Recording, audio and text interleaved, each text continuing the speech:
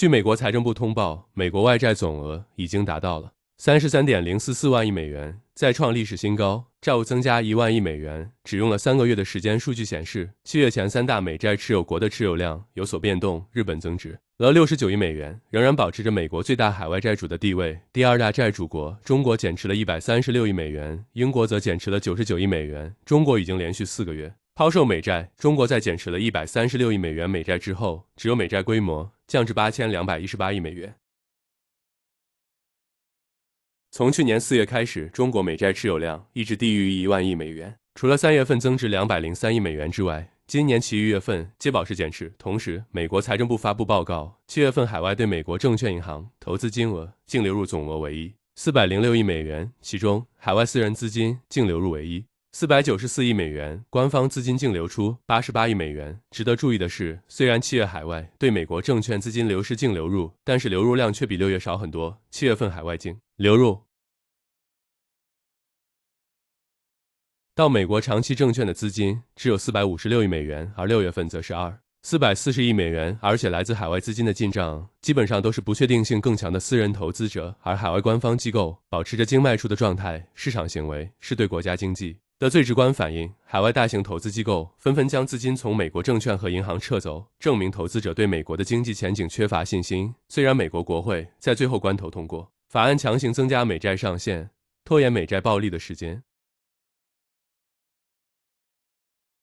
但是美债的雪球反而越滚越大，崩溃所产生的后果也越来越严重了。在这种情况下，中国为了避免受到美债影响，只能尽可能的抛售美债，减少金融风险。虽然美国财产业论声称经济没有出现问题，但是市场的风向已经给出了答案。美国不仅美债问题严重，美国政府财政前景也不乐观。在10月1日之前，美国政府可能因预算不足而陷入停摆。随着美国大选日期临近，美国两党分歧加剧关于预算问题。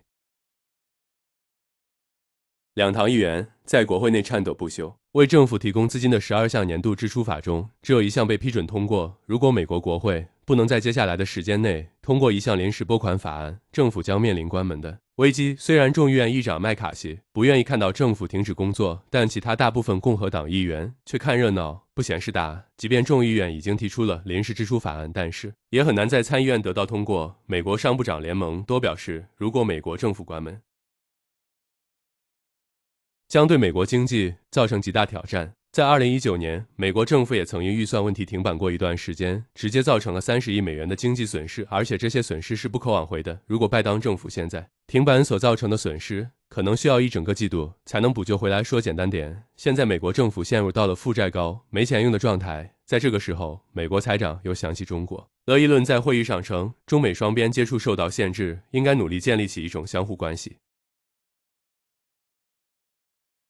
中美官员将在这种关系中定期进行互访论，强调美国并不寻求与中国经济脱钩，若如此将是一场灾难。美国只是希望减少对中国的依赖。显然，美国并不想解除对中国施加的制裁和贸易限制，但是却想在资金问题上求助中国，自然是异想天开。